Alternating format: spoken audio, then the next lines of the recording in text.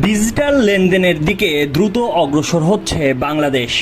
একই সঙ্গে দিন দিন অভ্যন্তরীণ ও আন্তঃসীমান্তে লেনদেনের ক্ষেত্রে অনলাইন পেমেন্টের ব্যবহার উল্লেখযোগ্যভাবে বাড়ছে। বিশ্বব্যাপী ডিজিটাল পেমেন্ট সেবায় শীর্ষস্থানীয় প্রতিষ্ঠান ভিসা জানিয়েছে এমন তথ্য।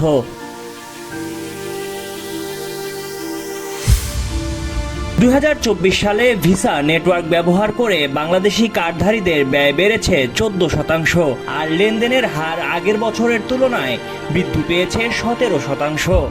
সম্প্রতি ভিসা প্রকাশিত ভোক্তা ব্যয় ও ডিজিটাল লেনদেন সংক্রান্ত বার্ষিক বিশ্লেষণে এমন তথ্য পাওয়া গেছে, যেখানে দেখা যায় গত বছর দেশে ইলেকট্রনিক গ্রাহক ব্যয়ের প্রায় 75% এবং ডিজিটাল লেনদেনের প্রায় 80%ই হয়েছে রাজধানী ঢাকায়।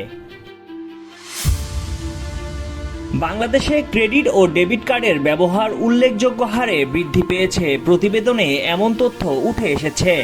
এক্ষেত্রে অনলাইন লেনদেনকে ডিজিটাল পেমেন্ট প্রবৃদ্ধির প্রধান চালিকা শক্তি হিসেবেও উল্লেখ করা হয়েছে। বলা হয়েছে, গ্রাহকরা ক্রেডিট ও ডেবিট কার্ড ব্যবহার করে ক্রমেই বেশি পরিমাণে লেনদেন করছেন।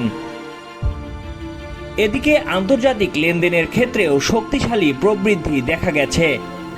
ইন স্টোর ফিজিক্যাল পেমেন্ট এবং অনলাইনে ক্রস বর্ডার কেনাকাটা উভয় ক্ষেত্রেই কার্ড ব্যবহারের হার বেড়েছে।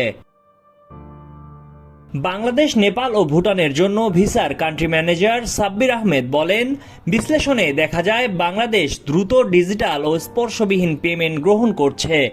ভোক্তা ব্যয়ের পাশাপাশি ব্যবসায়িক খাতেও ডিজিটাল লেনদেনের পরিমাণ বেড়েছে। কার্ডভিত্তিক লেনদেন বছরে 50% বৃদ্ধি পেয়েছে। বিশেষ করে ব্যবসায়িক ক্রেডিট কার্ডের ব্যয় ও লেনদেনের সংখ্যা 135% ছাড়িয়েছে।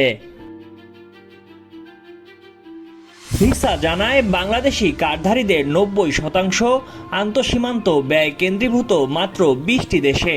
এর মধ্যে ভারত, যুক্তরাষ্ট্র, যুক্তরাজ্য, থাইল্যান্ড ও সংযুক্ত আরব আমিরাতে হচ্ছে মোট ব্যয়ের অর্ধেকেরও বেশি।